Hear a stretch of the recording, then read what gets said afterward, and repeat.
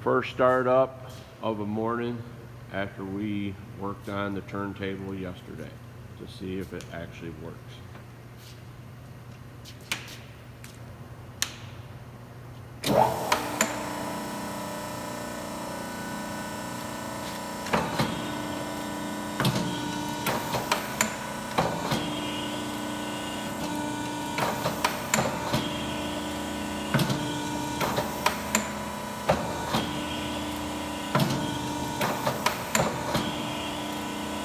We actually took everything apart on the turntable, cleaned everything. It did not work.